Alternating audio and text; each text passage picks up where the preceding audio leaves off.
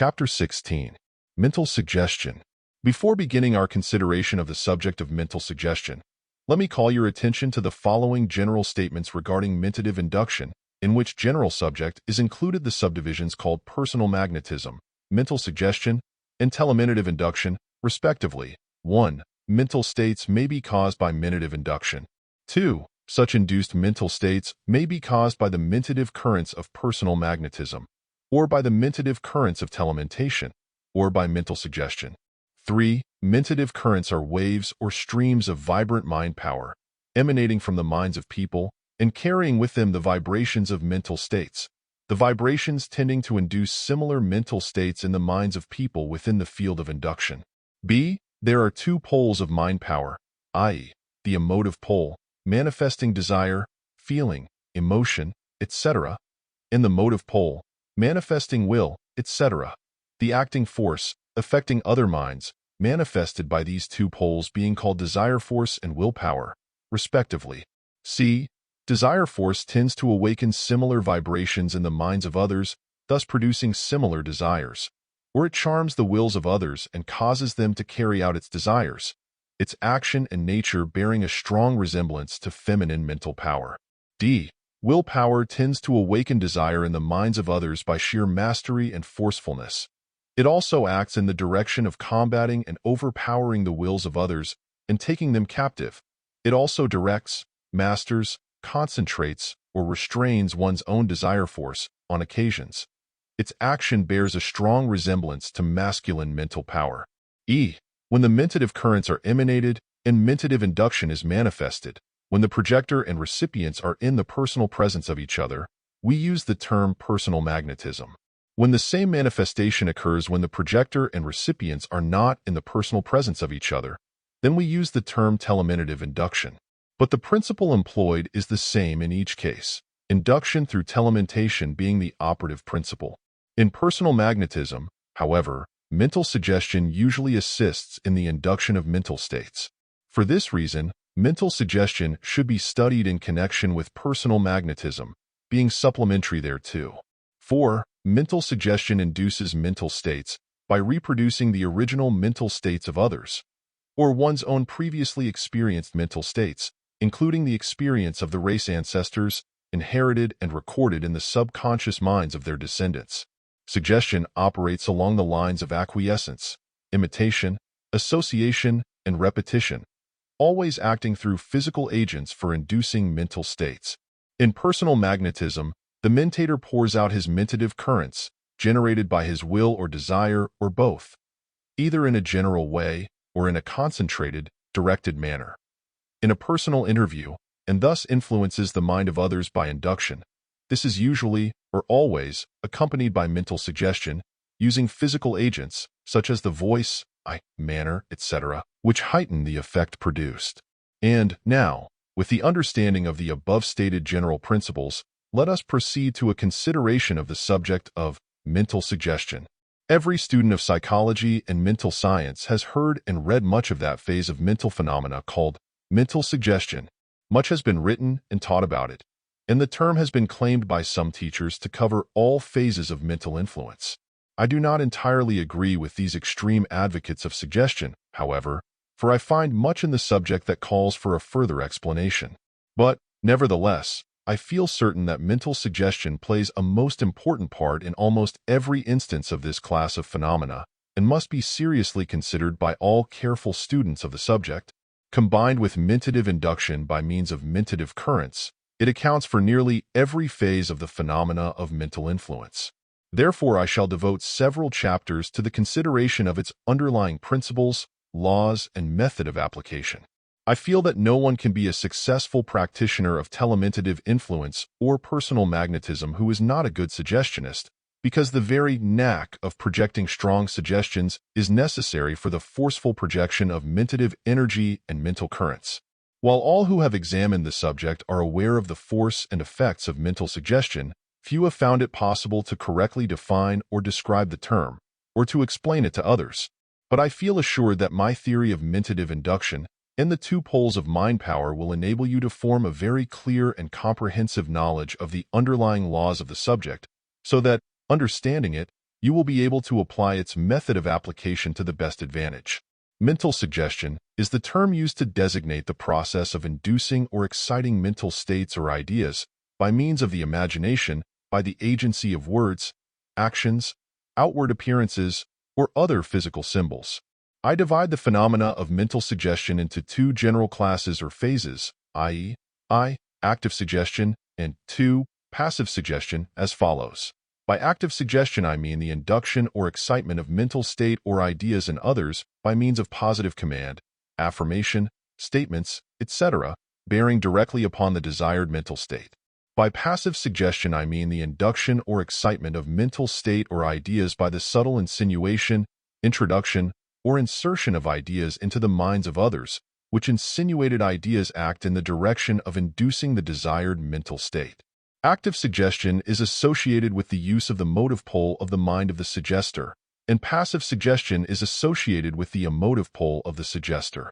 One is the masculine method and the other the feminine. And here is a good place in which to direct your attention to a very important fact concerning the operation of suggestion in inducing mental states in others. I allude to the fact that suggestion operates along the line of emotional mentality, feeling, or imagination, and has nothing to do with judgment, reason, argument, proof, etc. It belongs clearly to the feeling side of the mind, rather than to the thinking side. One's reason may be appealed to by clever reasoning, argument, logic, proof, etc., and an effect gained. But this belongs to an entirely different phase of mental action. The induction of mental states in others by means of suggestion has to do entirely with the feeling or imaginative phase of the mind. It deals with the production of emotional mentality rather than with rational mentality. This is a most important point, and one that should be thoroughly understood by all students of the subject. It is true that suggestion may accompany an appeal to the reason or judgment of the person influenced, and indeed is generally so used. But, strictly speaking, it constitutes an appeal to a part of the mind entirely removed from reasoning and judgment. It is emotional and imaginative first, last, and all the time. And it operates along the same lines as the mental induction produced by mentative currents, as we shall see. And now, with this preliminary understanding, let us pass on to a consideration of the meaning of the terms used. There is nothing like a clear understanding of the terms employed in treating of a subject. If one understands the exact meaning of the terms, he has progressed very far to an exact understanding of the subject itself, for the terms are the crystallized ideas involved in the subject. To understand the full and complete meaning of the terms of any subject is to know the whole subject thoroughly, for no one can understand a term thoroughly until he knows it in all of its relations, all that pertains to it. Let us start with the word suggestion, as used by the writers on mental suggestion. Some authorities give the broad, general definition of anything that is impressed upon the mind through the senses, but this I consider entirely too sweeping, for this definition would make the term cover knowledge of all sort, no matter to what part of the mind it appealed, for all knowledge of the outward world is obtained through the senses. Other authorities define the term as anything insinuated into the mind, subtly, cautiously, and indirectly, this definition fitting nearly the one favored by the dictionaries in defining the word suggestion in its general sense, which is as follows: a hint, a guarded mention, an intimation, something presented to the mind directly, an insinuation, etc.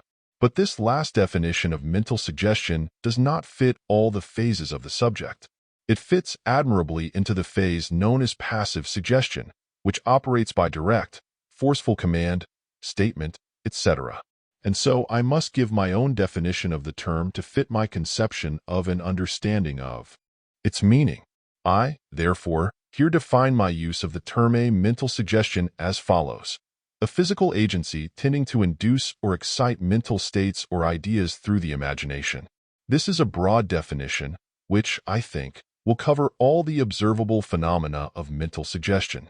I use the word physical to distinguish suggestive agents from the mental agents inducing mental states by the operation of mentative currents, telementation, etc. Of course, this distinction will not please those who would claim all mental action as a form of the physical, or vice versa. But as I have to draw the line somewhere, I prefer to draw it between the physical agent and the mental, and I think that the majority of my readers will approve of this position. The word agent means, of course, an acting power or cause, etc. The word inducing, as I have used it, has been defined in the previous lesson. The word excite means to call into activity in any way, to rouse to feeling, to kindle to strong emotions. The imagination is that phase of mind which creates mental images or objects or sensation previously experienced. In my use of the term physical in the above definition, I include all words, spoken, written, or printed, mannerisms, physical actions of all kinds, physical, characteristics and appearances, etc., etc. All of these physical manifestations act as agents, inducing mental states under favorable circumstances. By mental states, I mean states of feeling or emotion. By ideas, I mean images of objects conceived of by the mind. It may be urged that the use of words, spoken, written, or printed, may be employed, and are employed in every appeal to the mind of another, whether the appeal be along the lines of suggestion or argument, reason, etc. Certainly, and in that sense they act as suggestions. Arguments appeal to judgment and reason, but not to feeling, emotion, or imagination, which are, on the contrary, excited or induced by suggestions or other forms of emotional induction. One may present an idea to the mind of another in a bold, forcible, logical manner, accompanied by argument or proof, but this is an appeal to reason and judgment, not to feeling or emotion, which belong to an entirely different field of the mind. Then again, many personal appeals, which are apparently made to reason, are really made to the emotional side. One may subtly insinuate into an argument or conversation an appeal to the feelings or emotion of the hearer in the shape of an idea in the nature of a hint or indirect mention. Such idea will be felt by the listener, who will accept it into his mind, and before long he will regard it as one of his own thoughts. He will make it his own. He will think that he thought it, whereas really he simply feels it, and the feeling is induced. This is a case of suggestion. In ordinary social intercourse, you will find that women are adepts in this subtle form of insinuative suggestion as compared to men.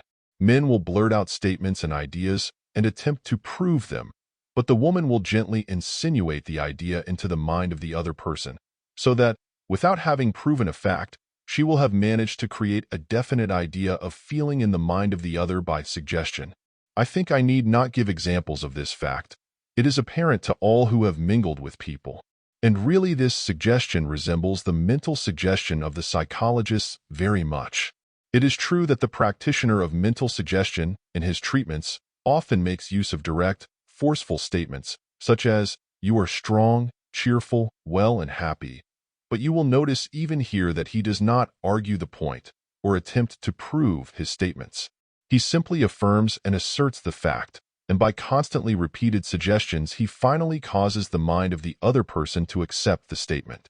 So you see, a suggestion may be either a subtle insinuation or a bold, positive statement, but it is never an argument or process of proof. The word impression is good, as applied to the effect of a suggestion, but I prefer to stick to my own terms, and therefore I shall consider that the effect of mental suggestion is caused by induction. What, you may say, I thought that induction was a term used when a mental state was set up in one by mentative currents from the mind of another? Yes, this is true, but my last statement is true also. An induced mental state is one set up by outside influence of some kind, whether that outside influence be a mentative current or by suggestion through a word, a look, a sight, or anything else. The word induce, you know, means to lead, to influence, to prevail on, to affect, to cause, etc. And any mental state that is induced by an outside influence comes clearly under the term. Any physical agent that tends to induce a feeling in the mind of another may be called a suggestion. Even the well-known instance mentioned in the textbooks on psychology comes under this rule. In that instance, it is related that a soldier was carrying some bundles and a pail to his barracks when some practical joker yelled to him in an authoritative voice, "Attention!" Following the suggestion, which induced in him the feeling preceding certain habitual actions, he dropped his pail and bundles with a crash and stood at attention, with eyes front, chin out, protruding breast, stomach drawn in, and hands at his sides with little fingers touching the seams of his trousers. That was a suggestion. Do you see the point? The lives of all of us have been molded largely by induction through suggestion. We accepted this suggestion, or that one, and it changed the whole current of our lives. Certain things induced certain feelings, called into activity certain mental states, and action followed close upon the heels of feeling. There are varying degrees of suggestive power, just as there are varying degrees of what is called the suggestibility of persons. That is the tendency to accept suggestions. There are people who scarcely ever act from motives originating within themselves, but whose entire lives are lived out in obedience to the suggested ideas and feelings of others. The development of the willpower regulates the degree of suggestibility. The man of the strong will is not so easily affected by a suggestion as is one whose will is weak, and who accepts without resistance the suggestions coming from all sides. But note the apparent paradox. Persons of weak will may have their wills so developed and strengthened by scientific suggestive treatment that they may become veritable giants of will. The careful student may feel inclined to ask me, at this point, why I speak of suggested ideas, when I have said that suggestion has to do with mental states of feeling and emotion. Are not ideas, he asks, something connected with thought rather than with feeling? The question is a proper one, and I must meet it. The word idea comes from the Greek word, meaning to see. In its general use, it means a mental image, or a general notion or conception held in the mind. An idea is symbolic image held in the mind. It is a symbol of something thought or felt. Ideas are not formed by thought alone. Feeling contributes its share of these mental images. To tell the truth, the majority of people scarcely think at all, in the highest sense of the word. Their reasoning and logical faculties are very rudimentary. They accept their ideas at second-hand or second-hundred hand. Their thoughts must be predigested for them by others, and the handed-down idea is the result. The majority of ideas held in the mind of the race arise from feeling and emotion. People may not understand things, but they have experienced feelings or emotions regarding them, and have consequently formed many ideas and ideals therefrom. They do not know just why an idea is held by them. They know only that they feel it that way. And the majority of people are moved, swayed, and act by reasons of induced feelings, rather than by results of reasoning. I am not speaking of intuitional feelings now, but of the plain, everyday, emotional feeling of people. Do you know what a feeling is? The word, used in this sense, means a mental state, emotion, passion, sympathy, sentiment, susceptibility, etc. And emotion means an excitement of the feelings. Feelings belong to the instinctive side of our mind, rather than to the rational or reasoning side. They spring up from the subconscious strata of the mind, in response to the exciting cause coming from without. The instinctive part of our minds are stored with the experiences, feelings, emotions, and mental states of our long line of ancestors, reaching away back to the early beginnings of life. In that part of the mind are sleeping instincts, emotions, and feelings, our inheritance from the past, which await but the inducing cause to call them into activity. The reason or judgment, by means of the will, act as a restrainer, of course, according to the degree of development of the individual.